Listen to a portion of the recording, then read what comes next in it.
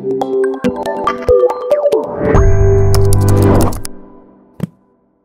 থেকে 20,000 টাকার যে প্রাইস রেঞ্জটা আছে এটা বাংলাদেশে প্রচুর পরিমাণে স্যাচুরেটেড। শুধু বাংলাদেশ না, আমাদের যে সাউথ এশিয়ান কান্ট্রিগুলো আছে এখানে প্রচুর স্যাচুরেটেড, মানে এত বেশি মডেল যে মানুষ কনফিউজড হয়ে যায় আসলে কোনটা নেব, একটা চেয়ে একটা বেটার।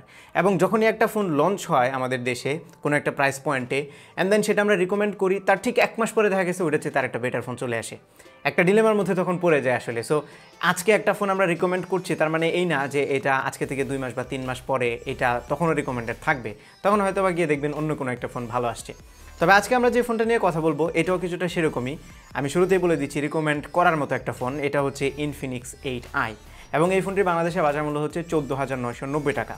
গত কয়েকদিন ধরে এই ফোনটি আমার সাইড ডিভাইস হিসেবে ইউজ করছি, জাস্ট টু টেস্ট ইট, কেমন এটার ক্যামেরা, কেমন এটার পারফরমেন্স, এবং এই ফোনটি ইউজ করার পরে আমার যে এক্সপিরিয়েন্সগুলো হয়েছে সেগুলো আজকে আপনাদের সাথে শেয়ার করব। সো আগে আমরা একটা স্পেসিফিকেশনের ওভারভিউ আপনাদেরকে দিয়ে দিই। ফার্স্ট অফ অল, এটাতে মিডিয়াটেকের হেলিও G80 চিপসেট ইউজ করা হয়েছে। এটা ডিসপ্লেটি হচ্ছে 6.78 ইঞ্চির একটি HD+ রেজুলেশনের ডিসপ্লে। পেছনে এটাতে 4টা ক্যামেরা আছে, যার প্রাইমারিটা 48 মেগাপিক্সেলের আর সামনের ক্যামেরাটা হচ্ছে 8 মেগাপিক্সেলের। এটাতে 5200 mAh ব্যাটারি ইউজ করা হয়েছে। অ্যান্ড লাস্টলি এটার র্যাম হচ্ছে 6GB আর ইন্টারনাল স্টোরেজ হচ্ছে 128GB, হুইচ ইজ হিউজ। শুরুতেই যদি ডিজাইন এবং বিল্ডের কথা বলি তাহলে ইটস ওয়েল বিল্ড, যদিও পলিকার্বনেট বা প্লাস্টিকের তৈরি, তবে হাতে নিয়ে খুবই ভালো ফিল হয়। এবং ইনফিনিক্স ক্লেম করছে এটার যে ডিজাইনটা এটা কিছুটা বেন্টলির যে সুপার কার আছে সেটা থেকে ইন্সপায়ার্ড, বাট আমি জানি না সিমিলারিটিস কোন দিক দিকে আছে। সো পেছনের দিকে এক ধরনের গ্রিড আছে, ইট লুকস নাইস, এবং আমার হাতে ব্ল্যাক কালারের ভেরিয়েন্টটা আছে। ব্ল্যাক কালারটা মোটামুটি এলিগেন্ট লাগে, এটার যদিও আরও কালার ভেরিয়েন্ট আছে, আমি স্ক্রিনে ছবি দিয়ে দিব, আপনারা দেখে নিতে পারেন। এবং পেছনের দিকে যে ক্যামেরা হাউসটা আছে এটা একদমই গতানুগতিক, মানে 2020-র যেই স্টাইলের ক্যামেরা হাউস ছিল সেটার সিগনেচার স্টাইল এখানে ইউজ করা হয়েছে, নাথিং নিউ। যদি নিচের দিকে যাই তাহলে দেখতে পাচ্ছি 3.5mm অডিও জ্যাক আছে, primary microphone and then USB Type-C port এবং বটম ফেসিং স্পিকার। না, স্পিকারের কোয়ালিটি খুব এক্সট্রাঅর্ডিনারি ছিল না, এই বাজেটে অ্যাভারেজ কোয়ালিটির পারফর্ম করেছে স্পিকারটি, মোটামুটি লাউড ছিল। আর বাম পাশে ট্রিপল স্লট আছে, উপরের দিকে কোনো কিছুই নেই। ডান পাশে আছে ভলিউম রকার্স, পাশাপাশি power button cum side mounted fingerprint scanner. Now you all know যে সাইড মাউন্টেড ফিঙ্গারপ্রিন্ট স্ক্যানার আমার খুবই পছন্দ এবং এটাও বেশ ফাস্ট অ্যান্ড অ্যাকুরেটলি কাজ করছিল, টাচ করার সাথে সাথে আনলক হচ্ছিল, সো কোনো ধরনের কমপ্লেন নেই। এবং সাইড মাউন্টেড ফিঙ্গারপ্রিন্ট স্ক্যানার দেওয়ার ফলে big Thums up for this phone. Now performance সেকশনে মিডিয়াটেকের হেলিও G80, 6GB র্যাম এবং 128GB ইন্টারনাল স্টোরেজ, সব কিছু মিলে পারফেক্ট একটা কম্পোজিশন ফর দ্য প্রাইস। এবং এই র্যামটা হচ্ছে LPDDR4X, সো দুর্দান্ত পারফরমেন্স পেয়েছে এটা থেকে নিঃসন্দেহে। গেমিংয়ের কথা যদি বলি তাহলে পাবজি মোবাইল এটাতে আপনারা স্মুথ বা ব্যালেন্স গ্রাফিক্সে আলট্রা ফ্রেম রেট দিয়ে খেলতে পারবেন, হুইচ ইজ কুল। এবং আলট্রা ফ্রেম রেট দিয়ে খেললে শুধুমাত্র অ্যাকশন মোমেন্টে কিছু ফ্রেম ড্রপ ছাড়া মেজর কোনো ইস্যু আমি খেয়াল করিনি। তবে একটা জিনিস আমি আপনাদেরকে বলে রাখি আগে, সেটা হচ্ছে এটাতে যে জাইরোস্কোপ সেন্সরটা ইউজ করা হয়েছে সেটা আমার মনে হয় সফটওয়্যার বেসড, যার ফলে এটা একটু ল্যাগি, মানে একদমই কন্টিনিউয়াস, মানে ইনস্ট্যান্ট কাজ করছিল না, কিছুটা ডিলে ছিল। সো যারা পাবজি খেলেন জাইরো ইউজ করে তাদের জন্য এটা একটা সমস্যা। এরপরে আমি এটাতে কল অফ ডিউটি মোবাইল খেলেছি, সেটাও বেশ স্মুথলি রান হচ্ছিল। এবং মিডিয়াটেকের G80 যে চিপসেটটা আছে এটা প্রুভেন একটি চিপসেট ফর গেমিং, সো কোনো ধরনের সমস্যা নেই। ডে টু ডে টাস্কের বেলায়ও সেম ব্যাপার, দুর্দান্ত পারফরমেন্স পেয়েছি। 6GB র্যামের ফলে মাল্টিটাস্কিং একদমই স্মুথ ছিল, ডে টু ডে টাস্কের কোনো ধরনের সমস্যা ফেস করিনি। যদিও এটার সফটওয়্যার এন্ডে এক্সপিরিয়েন্সটা আমার কাছে মনে হয়েছে আরেকটু বেটার হতে পারতো। এটাতে হচ্ছে Android 10 ইউজ করা হয়েছে, যার উপরে ইনফিনিক্সের নিজস্ব UI ইউজ করা হয়েছে XOS, এবং এই OS-এ মেজর কোনো সমস্যা না থাকলেও এটা মানে প্রচুর পরিমাণে ব্লোটওয়্যার যুক্ত, প্রচুর অ্যাড আছে। যদিও সবগুলো অ্যাডই অফ করা যায়, ব্লোটওয়্যারগুলো আনইনস্টল করা যায়, সো আপনাদেরকে এটাকে ক্লিন করে নিতে হবে, করে নিলে ঠিক আছে। এরপরে আপনারা যদি কোনো লঞ্চার ইউজ করেন এরপরেও খুবই ভালো এক্সপিরিয়েন্স পাবেন। তবে স্টক যে UIটা আছে এটা আমার কাছে খুব একটা পছন্দ হয়নি। এর বাইরে এটাতে অনেকগুলো ফিচার আছে, লাইক কল রেকর্ডিংয়ের অপশন আছে, নেটিভ যে ডার্ক মোড সেটা তো থাকছেই। সো ফিচার্স নিয়ে কোনো সমস্যা নেই, বাট আর একটু ক্লিন হলে বেটার হতো। এবার আসি ডিসপ্লেতে। সো ডিসপ্লেটা হচ্ছে 6.78 ইঞ্চির HD+ রেজুলেশনের একটি IPS LCD প্যানেল এবং এটার উপরে ক্যামেরা পাঞ্চ হোল আছে। সো ডিসপ্লেটা বেশ বড়সড়, ইমার্সিভ একটা ভিউ পাওয়া যায়। তবে যেহেতু এটা HD+ রেজুলেশনের ডিসপ্লে, সো শার্পনেসের বড় রকমের একটা ঘাটতি আপনারা খেয়াল করতে পারবেন। যদিও কালার নেগেটিভিটি নেই, ভিউইং অ্যাঙ্গেলও একদমই অ্যাকুরেট ছিল, খুবই সুন্দর ছিল ভিউইং অ্যাঙ্গেল। তবে সমস্যাটা হচ্ছে ওই মানে শার্পনেসটাই। ফুল HD+ রেজুলেশনের ডিসপ্লে মার্কেটে বেশ কয়েকটা ফোন অলরেডি অফার করছে। সো যেহেতু মার্কেটে এই প্রাইস রেঞ্জে চলে এসেছে, আমরা রিকোয়েস্ট করবো সবগুলো ব্র্যান্ডকে যেন ফুল HD+ রেজুলেশনের ডিসপ্লে দেওয়া হয়। নাও এই ডিসপ্লেতে ছোট্ট একটা ইস্যু আছে, সেটা হচ্ছে ব্রাইটনেস। নাও ব্রাইটনেসটা যদিও ইনডোরে কিংবা শ্যাডো এরিয়াতে সমস্যা করবে না, তবে আউটডোরে বা ডিরেক্ট সানলাইটে যদি যান তাহলে একটু ডিম মনে হবে, ভিজিবিলিটিটাতে একটু ইস্যু হবে। আর যে ক্যামেরা পাঞ্চ হোলটা আছে এটার চারপাশে কিছুটা ডার্ক একটা সার্কেল আছে, এটা যদিও খুব মেজর ইস্যু না, বাট আপনি যদি দেখতে চান ভালোভাবে যদি তাকান তাহলে এটা ফিল করতে পারবেন। এবার চলে আসি ক্যামেরায়। সো পেছনে 4টা ক্যামেরা আছে এবং এর ক্যামেরা কোয়ালিটি নিয়ে আমার কিছুটা মিক্সড ফিলিং আছে, তবে আমরা আগে ক্যামেরা কম্পোজিশনটা বলে নিই। প্রাইমারিটা হচ্ছে 48 মেগাপিক্সেলের অ্যান্ড দেন 2 মেগাপিক্সেলের একটি ম্যাক্রো লেন্স, 2 মেগাপিক্সেলের একটি ডেপথ সেন্সর, আরেকটা হচ্ছে কিউভিজিএ ক্যামেরা, প্রবাবলি এটা AI lens, but usable lens কিন্তু একটাই, সেটা হচ্ছে 48 মেগাপিক্সেল। বাকিগুলো মূলত জাস্ট মানে অ্যাড করা দরকার তাই করছে, অনেক বেশি ক্যামেরা, কোয়াড ক্যামেরা সেটআপ, সেই জন্য প্রাইমারি ক্যামেরা দিয়ে ডে লাইটে বা প্রপার লাইটে যে ছবিগুলো তুলেছি সেগুলোতে আমার মনে হচ্ছে ডিটেলটা আরেকটু বেশি রিটেন করা দরকার ছিল, কনসিডারিং দ্য 48 মেগাপিক্সেল সেন্সর।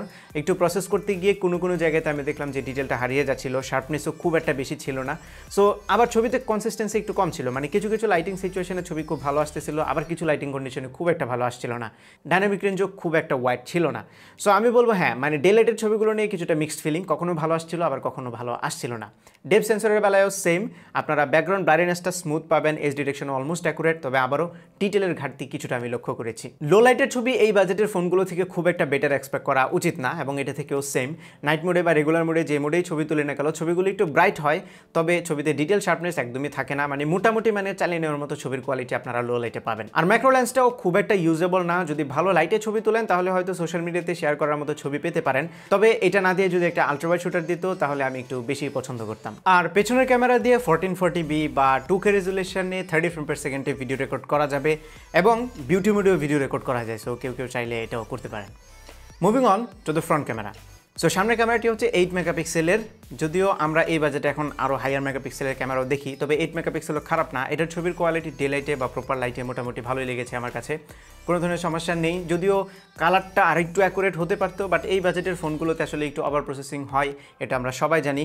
ডিটেলের পরিমাণও খুব স্যাটিসফ্যাক্টরি লেভেলে ছিল না, বাট ওকে, মানে মানিয়ে নেওয়ার মতো ডিটেল ছিল, ছবিতে শার্পনেসও ওই পরিমাণে অ্যাভারেজ কোয়ালিটি ছিল। এবং ইনডোরে ছবি তুললে যদিও কোয়ালিটি আরেকটু ইমপ্রুভমেন্টের দরকার ছিল, আমার কাছে মনে হয়েছে আউটডোরে চাইতে ইনডোরের কোয়ালিটিটা একটু খারাপ হয়। আর সামনের ক্যামেরার পোর্ট্রেট শটগুলো ভালো লেগেছে, এজ ডিরেকশন অলমোস্ট অ্যাকুরেট থাকে, ব্যাকগ্রাউন্ড ব্রাইটনেসটাও মোটামুটি ন্যাচারাল, সো এখানেও কোনো কমপ্লেন নেই। এবং যদি রাতে ছবি তুলতে চান তাহলে 2টা এলইডি ফ্ল্যাশ লাইট আছে, যদিও ফ্ল্যাশ দিয়ে ছবি তুললে খুব একটা ভালো লাগে না দেখতে, বাট একটা অপশন আছে, ইমার্জেন্সি সিচুয়েশনে খুব ডার্ক কন্ডিশনে যদি আপনি ছবি তুলতে চান তাহলে এই ফ্ল্যাশগুলো ইউজ করতে পারবেন। ইন্টারেস্টিংলি সামনের ক্যামেরাতেও 1440p বা 2K রেজুলেশনে ভিডিও করার অপশন আছে। নাও ওভারঅল যদি আমি ক্যামেরা কোয়ালিটি কনক্লুড করি তাহলে বলবো এই বাজেটে আরেকটু বেটার হতে পারতো, স্পেশালি পেছনের ক্যামেরার যে ছবিগুলো আছে সেগুলোতে যদি একটু কনসিস্টেন্সি মেনটেন করা যেত, মানে সেম কোয়ালিটি ছবি যদি প্রত্যেকবার পেতাম তাহলে আমার কাছে ভালো লাগতো। ডিটেলটা একটু কম মনে হয়ে গিয়েছে, ওভারঅল ক্যামেরাতে আমি বলবো আরেকটু বেটার হতে পারতো। আর এই ফোনটিকে পাওয়ার করছে 5200 mAh একটি ব্যাটারি, হুইচ ইজ হিউজ, এবং এই ব্যাটারিটি দিয়ে আপনারা ইজিলি 2 দিন পার করে দিতে পারবেন একটু লাইট টু মডারেট ইউজ করলে। যদি হেভি ইউজও করেন তারপরে একদিন অলমোস্ট পার হয়ে যাবে, আমিও সেরকমই এক্সপিরিয়েন্স পেয়েছি। এবং এই ফোনটি 18 ওয়াটের ফাস্ট চার্জ সাপোর্ট করে, বক্সেও 18 ওয়াটের চার্জার প্রবাবলি দেওয়া আছে, যদিও আমরা বক্স পাইনি সে কারণে বলতে পারছি না। এবং চার্জিং স্পিডের একটা এস্টিমেশন আমি দিয়ে দিচ্ছি, সামওয়্যার অ্যারাউন্ড 2 ঘন্টা 20 মিনিটের মতো হয়তো বা লাগবে ফুল চার্জ হতে। আমরা যদি পাই চার্জার তাহলে আপনাদেরকে জানিয়ে দেওয়ার চেষ্টা করবো এটা চার্জিং স্পিডটা কতটুকু। আর বড় ব্যাটারির কথা যেহেতু আসলো, একটা জিনিস আমি বলতে ভুলে গেছি, সেটা হচ্ছে যেহেতু ডিসপ্লেটা বড় 6.72 ইঞ্চ, সো অবভিয়াসলি ফোনটা বড় হবে, কিন্তু ব্যাটারির তুলনায় এটাকে খুব বেশি বাল্কি মনে হচ্ছে না, ওয়েট ডিস্ট্রিবিউশনটাও খুব সুন্দরভাবে করা হয়েছে, যার ফলে হাতে নিয়ে বেশ কমফোর্টেবল লাগে। ওকে, এর বাইরে যেটা বলছিলাম, সেন্সরের জায়গায় শুধুমাত্র জাইরো সেন্সরটাতে প্রবলেম। জাইরো সেন্সরটায় হার্ডওয়্যার সেন্সর দেওয়া দরকার ছিল, সফটওয়্যার বেস সেন্সর দেওয়ার ফলে কিছুটা ডিলে আছে। এর বাইরে বাকি সব সেন্সর আছে। কল কোয়ালিটি নিয়ে কোনো সমস্যা নেই, এইটাতে নেটওয়ার্ক রিসেপশনও ভালো ছিল, আর ওয়েট কোনো ইস্যু আমি ফেস করিনি ফোনটিতে। ওভারঅল আমার ইউজার এক্সপিরিয়েন্সও ভালো ছিল। ফাইনালি 15,000 টাকায় ইনফিনিক্স নোট 8i এটা রিকমেন্ডেড কিনা? ওয়েল, প্রথমত আপনার যদি বড় ডিসপ্লে দরকার হয়, যদিও এটাতে HD+ রেজুলেশনের ডিসপ্লে ফুল HD দিয়ে দিলে ভালো হতো। এর বাইরে আপনার যদি খুবই ভালো ব্যাটারি ব্যাকআপ দরকার হয়, পারফরমেন্স যদি দুর্দান্ত দরকার হয়, তাহলে এই ফোনটি আপনার জন্য, কারণ 6GB র্যাম আপনাকে বড় একটা মাইলেজ দেবে। বাট আপনি যদি জাইরোস্কোপ ইউজ করে পাবজি খেলেন তাহলে বিষয়টা মাথায় রাখবেন, এটাতে জাইরো কিন্তু প্রচুর পরিমাণে হ্যাং করে, ল্যাগ করে, ডিলে করে। এর বাইরে ক্যামেরাটা আরেকটু ইমপ্রুভমেন্টের দরকার ছিল। আর ওভারঅল ইউজার এক্সপিরিয়েন্স আমার কাছে ভালো লেগেছে। সফটওয়্যার যদিও এই ব্র্যান্ডের বা এই টাইপের ব্র্যান্ডগুলোর যে সফটওয়্যার এক্সপিরিয়েন্স সেটা মোটামুটি সবগুলোতে একই রকমের হয়, সো এখানেও খুব মেজর কমপ্লেন করার মতো কিছু নেই। সো এই ছিল আমাদের আজকের ভিডিও। কিনবেন কি কিনবেন না সেই ডিসিশনটা আপনার উপর, সো পুরো ভিডিওটা আবার দেখতে পারেন। আশা করি ভিডিওটি আপনাদের ভালো লেগেছে। যদি ভালো লেগে থাকে তাহলে ভিডিওতে একটা লাইক দেবেন, কমেন্ট করে জানাবেন কেমন লাগলো। আপনার ফ্রেন্ডদের সাথে শেয়ার করতে একদমই ভুলবেন না, আর আমার চ্যানেলে সাবস্ক্রাইব তো মাস্ট। দেখা হবে পরবর্তী ভিডিওতে। টিল দেন টেক কেয়ার, আসসালামু আলাইকুম।